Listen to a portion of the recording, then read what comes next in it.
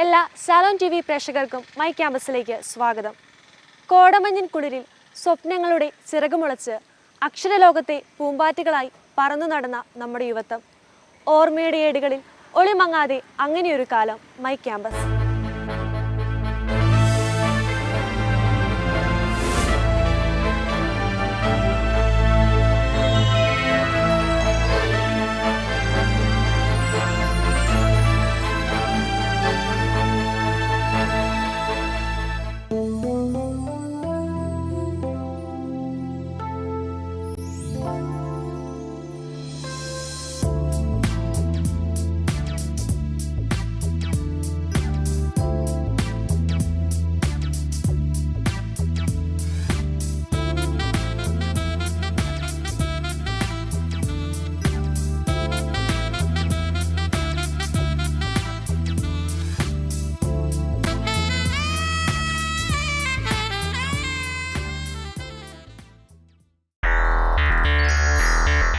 ഇടുക്കി രൂപതയുടെ ഉന്നത വിദ്യാഭ്യാസ പരിശീലനം കൊടുക്കുന്ന ഏക സ്ഥാപനമാണ് മുരിക്കാശ്ശേരി പാവനാത്മ കോളേജ്. 60 വർഷത്തെ കുടിയേറ്റ പാരമ്പര്യമുള്ള ഈ സ്ഥലത്ത് ഈ കോളേജ് സ്ഥാപിതമായപ്പോൾ കുടിയേറ്റക്കാരായ സാധാരണ മനുഷ്യരുടെ മക്കൾക്ക് ഉന്നത വിദ്യാഭ്യാസം അന്ന് വിദൂരത്തിലായിരുന്നു. എന്നാൽ കുടിയേറ്റ മക്കൾ കൂടുതൽ ഉന്നത വിദ്യാഭ്യാസം നേടണമെന്ന താല്പര്യത്തോടുകൂടി 33 വർഷങ്ങൾക്ക് മുമ്പ് സ്ഥാപിതമായ ഈ സ്ഥാപനം ഇന്ന് ഈ ജില്ലയിലെ തന്നെ സാധാരണക്കാരായ ആളുകളുടെ മക്കൾ പഠിക്കുന്ന സ്ഥാപനമായി ഉന്നത വിദ്യാഭ്യാസ രംഗത്ത് നൂതനമായ കാര്യങ്ങൾ പകർന്നു കൊടുക്കുവാൻ പ്രാപ്തമായ ഒരു സ്ഥാപനമായി ഇതിനെ വളർത്തിയെടുക്കുവാൻ ഈ പ്രദേശവാസികളായ എല്ലാവരുടെയും സഹകരണം ഇതിൻ്റെ പിന്നിലുണ്ടെന്നുള്ള സത്യം വിസ്മരിക്കാനായിട്ട് പാടില്ല. ഇന്നിവിടെ പഠിക്കുന്ന 80% കുട്ടികളും ഈ പ്രദേശത്തെ സാധാരണക്കാരുടെ മക്കളാണ്. അനുദിന ജീവിതത്തിന് വേണ്ടി അധ്വാനിക്കുന്ന കൂലിപ്പണിക്ക് പോകുന്ന സാധാരണക്കാരുടെ മക്കൾക്ക് ഉന്നത വിദ്യാഭ്യാസം സ്വപ്നമായി മാറിയ കാലഘട്ടത്തിലും ഇപ്പോൾ മറ്റുള്ള എല്ലാ കോളേജുകളിലെ പോലെ തന്നെ ഉന്നതമായ നിലവാരത്തിൽ ഉന്നതമായ വിദ്യാഭ്യാസം കൊടുക്കുവാൻ ഈ സ്ഥാപനത്തിന് കഴിയുന്നു എന്നുള്ളത് ഇതിൻ്റെ നേതൃത്വം കൊടുക്കുന്ന രൂപതയ്ക്കും രൂപത അധ്യക്ഷനും ഏറെ താല്പര്യം കാണിക്കുന്ന ഒന്നായിട്ട് മാറുന്നു. ഈ മുരിക്കാശ്ശേരി എന്ന പ്രദേശം കുടിയേറ്റ മേഖലയാണ്.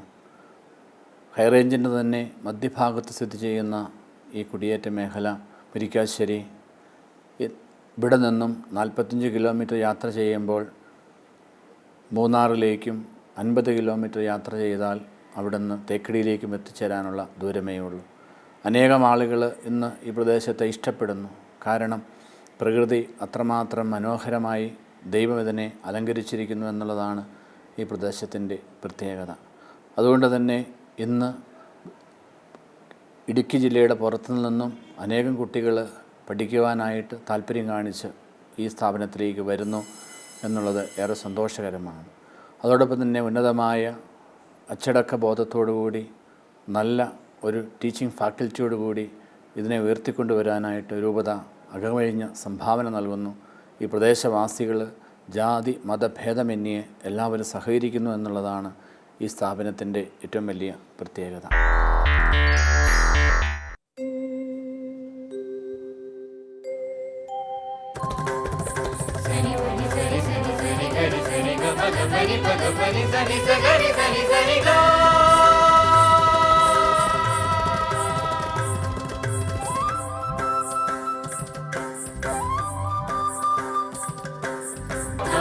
ശോഭയിതണിയും ഭുവനം തരളിതമൊരു ധനുമാസം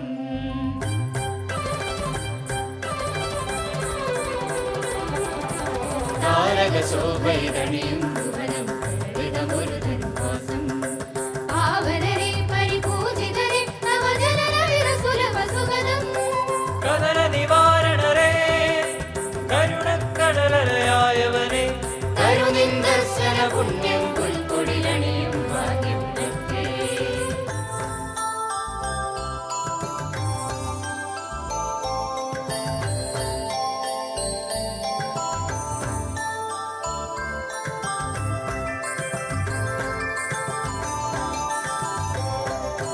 മഹിന്നുടയോ മഹിമവെടി കരയില്ലാകടനാ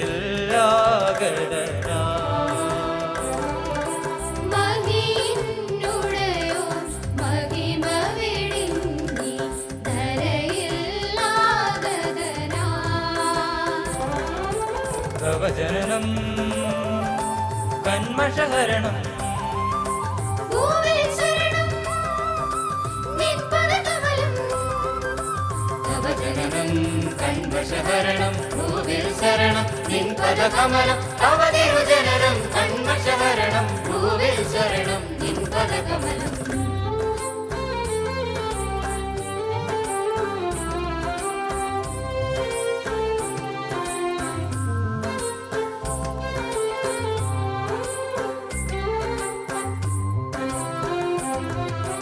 പൊന്മണി കങ്കണ കാൽത്തളയോ രത്നകിരീടമതോ പൊന്മണി കങ്കണ കാൽത്തളയോ രത്നകിരീടമതോ ചാമരവും പനിനീർമഴയും വെൺകച്ചക്കുടയും ഇല്ലാതിവിടൊരു ജനനം മണ്ണിൽ രാജകുമാരകവചനം ഇല്ലാതിവിടൊരു ജനനം മണ്ണിൽ രാജകുമാരകവചനം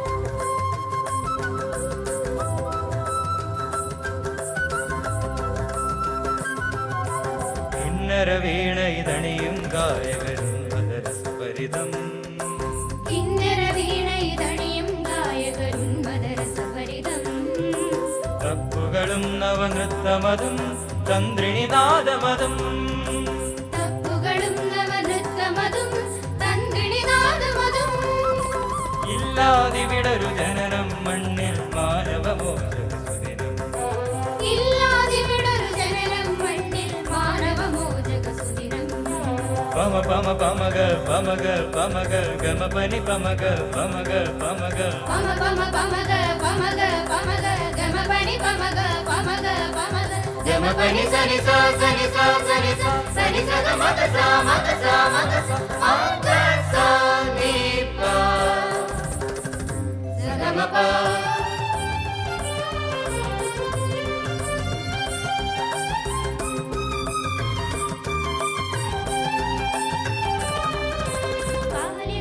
കാലികളത്ഭുതമിഴികളതാൽ കണ്ടിടുമീ ശിശുവേ താരകളാദരമായി നഭത്തിൽ നിറവന്ന വെളിച്ചമതാൽ കുടിലോ പൂവനമായി നീ വനമോ താമരയാ കുടിലോ പൂവനമായി നീ വനമോ താമരയാ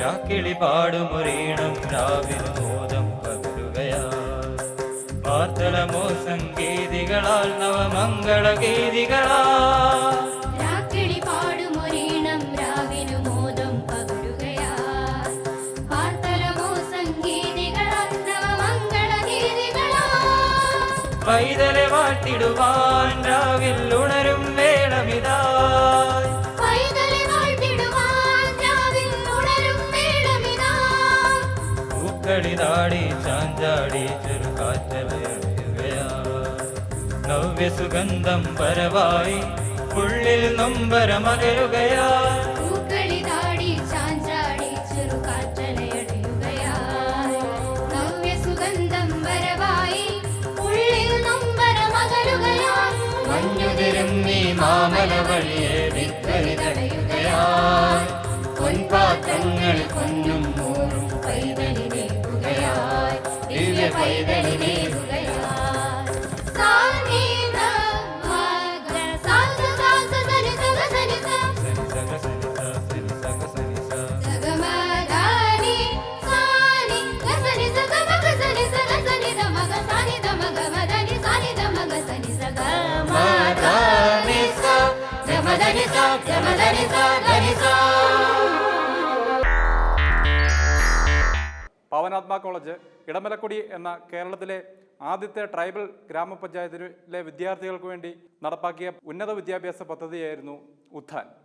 ഇതിൻ്റെ ഭാഗമായി ഇവിടുന്നും 4 അധ്യാപകർ ഇടമലക്കുടി സന്ദർശിക്കുകയും അവിടെ 5 ദിവസത്തോളം താമസിക്കുകയും ചെയ്തു. ഇടമലക്കുടിയിലെ 28ഓളം കുടികളിൽ ഞങ്ങൾ സന്ദർശനം നടത്തുകയും അവിടുത്തെ വിദ്യാർത്ഥികളെ നേരിട്ട് കണ്ട് സംസാരിക്കുന്നതിന് അവസരമുണ്ടാക്കുകയും ചെയ്തു.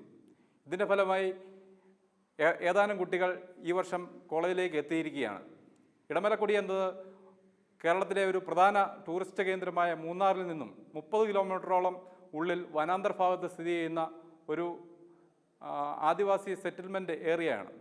മൂന്നാറിൽ നിന്നും ഏകദേശം 3 മണിക്കൂർ ജീപ്പിൽ യാത്ര ചെയ്ത ശേഷം 2 മണിക്കൂറോളം കാൽനടയായി നടന്നാണ് ഇടമലക്കുടിയിൽ എത്താൻ സാധിക്കുക. വളരെ ദുർഘടം വെച്ച ഈ പാതകളിലുള്ള യാത്രയാണ് ഇടമലക്കുടിക്കാരെ ഉന്നത വിദ്യാഭ്യാസത്തിൽ നിന്നും ഏറ്റവും കൂടുതൽ അകത്ത് നിർത്താൻ കാരണമായിട്ടുള്ളത്.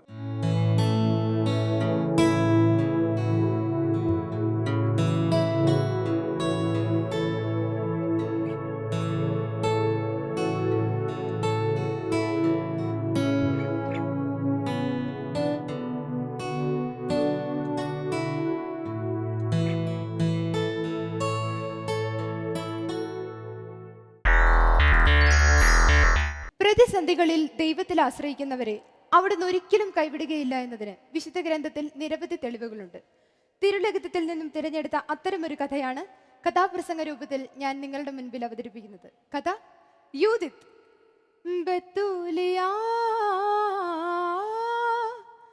ബത്തൂലിയാ ജെറുസലേമിൻ അഭിമാനം, ഇസ്രായേലിൻ പ്രിയ നഗരം ബത്തൂലിയ. അസീറിയൻ രാജാവായ നെബൂഖദ്നേസറിന്റെ ഭരണകാലഘട്ടം. സർവ്വസൈന്യാധിപനായ ഹോളോഫർണസ് ഇസ്രായേലിനെതിരെ വന്നു. ബത്തൂലിയ പട്ടണം വളഞ്ഞു. കാരണം എന്തെന്നോ? മിദിയാൻ യുദ്ധത്തിൽ ബത്തൂലിയക്കാർ അസീറിയക്കാരുടെ പക്ഷം നിന്നില്ല, അത്രമാത്രം. പകരം ചോദിക്കാൻ വന്നിരിക്കുകയാണ് ഹോളോഫർണസും സൈന്യവും. വമ്പിച്ച യുദ്ധ സന്നാഹവുമായി വന്നല്ലോ ക്രൂരനാം ഹോളോഫർണസ്. സത്യദൈവം പരിപാലിക്കുന്ന ഇസ്രായേൽ മക്കളെ നിഗ്രഹിക്കാൻ. ഹോളോഫർണസിന്റെ സേനാബലവും യുദ്ധസന്നാഹവും ഇസ്രായേൽക്കാരെ ഭയപ്പെടുത്തിയെങ്കിലും അമേരിയരുടെ നേതാവായ അലിയോനിൽ നിന്ന് അവന്റെ കരുത്തും കൗശലവും അവർ തിരിച്ചറിഞ്ഞു. എങ്കിലും ചെറുത്തു നിൽക്കുവാൻ അവർ തീർച്ചപ്പെടുത്തി. നീതിപാലകനായ ഉസിയായുടെ നേതൃത്വത്തിൽ മലയുടെ മുകളിൽ അവൾ താവളമടിച്ചു. എന്നാൽ മലയുടെ താഴ്വരയിലെത്തിയ ഹോളോഫർണസും സൈന്യവും മല വളയുകയും ഇസ്രായേൽക്കാരുടെ ജലവും ഭക്ഷണവും തടയുകയും ചെയ്തു. സ്ത്രീകളും കുട്ടികളും അടക്കം ആയിരങ്ങൾ ദാഹിച്ചു വലഞ്ഞു, വിശന്നു കരഞ്ഞു. ദാഹിച്ചു വലഞ്ഞവർ, വിശന്നു കരഞ്ഞവർ, ധീരത ഭീതിയായി, വിശ്വാസം വിലാപമായി. ഹോളോഫർണസിനെ കീഴടക്കാൻ ജനം മുറവിളി കൂട്ടി. അവസാനം ഉസിയ അവരോട് പറഞ്ഞു, എന്റെ ജനമേ, സൈന്യങ്ങളുടെ ദൈവമായ കർത്താവിനോട് നിങ്ങൾ പ്രാർത്ഥിക്കുവിൻ. അവിടുന്ന് കാരുണ്യവാനാണ്, അവിടുന്ന് നമ്മുടെ രക്ഷയ്ക്കെത്തും. എന്നാൽ ജനം വീണ്ടും മുറവിളി കൂട്ടി, ഹോളോഫർണസിനെ കീഴടക്കൂ, ഇല്ലെങ്കിൽ ഞങ്ങൾക്ക് കുടിക്കാൻ അല്പം വെള്ളമെങ്കിലും നൽകൂ. അവസാനം ഉസിയ അവരോട് സത്യം ചെയ്തു പറഞ്ഞു, എന്റെ ജനമേ, സൈന്യങ്ങളുടെ ദൈവമായ കർത്താവിനോട് നിങ്ങൾ പ്രാർത്ഥിക്കുവിൻ. അവിടുന്ന് കാരുണ്യവാനാണ്. 5 ദിവസങ്ങൾക്കുള്ളിൽ അവിടുത്തെ കാരുണ്യം എന്റെ കരങ്ങളിലൂടെ അവിടുന്ന് ഇസ്രായേൽ മക്കളിലേക്ക് വർഷിച്ചില്ലെങ്കിൽ നമുക്ക് കീഴടങ്ങാം. നിർത്തൂ! പെട്ടെന്ന് അവിടെ ഒരു ശബ്ദമുയർന്നു. ആളുകൾ നിശബ്ദരായി നിൽക്കവേ അവരുടെ ഇടയിലൂടെ അവൾ കടന്നു വന്നു. മരാറയുടെ മകൾ, മനാസിയുടെ വിധവ, ബത്തൂലിയായുടെ പ്രിയപുത്രി യൂദിത്ത്. ബത്തൂലിയായുടെ രോമാഞ്ചമാണവൾ, യൂദിത്ത് പ്രിയമുള്ളവൾ, മനാസേതൻ പ്രിയതയാം സൗമിനി. അചഞ്ചലമായ ദൈവഭക്തിയും അവികലമായ പരിശുദ്ധിയും നിറഞ്ഞ യൂദിത്ത് അകാലത്തിലെ വിധവയായെങ്കിലും അനുപമമായ ആത്മശക്തിക്കുടമയായിരുന്നു അവൾ. മാത്രമല്ല, ശാലീന സുന്ദരി, സുഹൃതിനി, അനന്യമാം ജ്ഞാനവും ധീരതയും അവൾക്കു സ്വന്തം. ഭർത്താവിന്റെ മരണം അവളെ ഏറെ ദുഃഖിതയാക്കിയെങ്കിലും കർത്താവിന്റെ കരുണയിൽ ആശ്രയിച്ചിരുന്ന അവൾ കർമ്മനിരതയായിരുന്നു. നിരാശരായ തന്റെ ജനത്തെ രക്ഷിക്കാൻ ദൈവം കരുതി വെച്ച ഒരു ശക്തിയായിരുന്നു അവൾ. ജനം അവളുടെ കണ്ണുകളിലേക്ക് തുറച്ചു നോക്കി. അവളുടെ കണ്ണുകളിൽ കണ്ട വിശ്വാസവും കരുത്തും അവർക്ക് കരുത്തേകി. ഒരു നിമിഷത്തെ നിശബ്ദതയ്ക്ക് ശേഷം യൂദിത്ത് അവരോട് പറഞ്ഞു, എന്റെ ജനമേ, സൈന്യങ്ങളുടെ ദൈവമായ കർത്താവിനോട് നിങ്ങൾ പ്രാർത്ഥിക്കുവിൻ. അവിടുന്ന് കാരുണ്യവാനാണ്. 5 ദിവസത്തിനുള്ളിൽ അവിടുത്തെ കാരുണ്യം എന്റെ കരങ്ങളിലൂടെ അവിടുന്ന് ഇസ്രായേൽ മക്കളിലേക്ക് വർഷിക്കുമെന്ന് ഞാൻ ഉറപ്പ് പറയുന്നു. പോവുക പോവുക ശാന്തരായി, പ്രാർത്ഥിക്കുവിൻ, ദൈവം കരുണാമയൻ, പ്രതിസന്ധികളിൽ പരിപാലനയുടെ വരപ്രസാദങ്ങൾ ചൊരിയുന്നവൻ. ജനം ശാന്തരായി തങ്ങളുടെ ഭവനങ്ങളിലേക്ക് മടങ്ങി. യൂദിത്ത് തന്റെ വിശ്വസ്ത ദാസിയെയും കൂട്ടി ഹോളോഫർണസിന്റെ പാളയത്തിലേക്ക് നീങ്ങി. ഹോളോഫർണസിന്റെ പാളയത്തിലേക്ക് അതാ ഒരു സുന്ദരി നടന്നു നീങ്ങുന്നു. ബത്തേരിലെ പെടമാനിനെ പോലെ, ഷാരോണിലെ മഞ്ഞു പോലെ, ബത്തേരിലെ പെടമാനിനെ പോലെ, ഷാരോണിലെ മഞ്ഞു പോലെ, ഹെർമോണിലെ ഇളം തെന്നല് പോലെ, ഷാരോണിലെ ലില്ലി പോലെ. മാദകമായ മന്ദഹാസത്തോടെ നടന്നു നീങ്ങുന്ന അവളെ നോക്കി പടയാളികൾ അമ്പരന്നു. എങ്ങനെയും ഒരു സൗന്ദര്യമോ? ആരാണിവൾ? ശത്രുപാളയത്തിലേക്ക് സുസ്മേരപതനിയായി കടന്നു വരുന്ന ഇവൾ ആര്? ശത്രുവോ അതോ മിത്രമോ? ആകാംക്ഷയോടെ അതിലേറെ അമ്പരപ്പോടെ പടയാളികൾ അവൾക്ക് ചുറ്റും തടിച്ചുകൂടി. പടയാളികളിൽ ഒരാൾ അവളെ തടഞ്ഞു നിർത്തി ചോദിച്ചു, ഹേ ഇസ്രായേൽ സുന്ദരി, നീ എന്തിനിവിടെ വന്നു? അവൾ മറുപടി പറഞ്ഞു, ശത്രുവല്ലല്ലോ ഞാൻ. കൊള്ളാം, ശത്രുവല്ല പോലും. എങ്കിൽ പിന്നെ നീ ആര്? മിത്രവുമല്ല ഞാൻ. ശത്രുവുമല്ല മിത്രവുമല്ല പോലും. എങ്കിൽ പിന്നെ നീ ആര്? നെബൂഖദ്നേസറിൻ ബന്ധുവത്രേ. കൊള്ളാം, എങ്കിൽ പറയൂ സുന്ദരി, നീ എന്തിനിവിടെ വന്നു?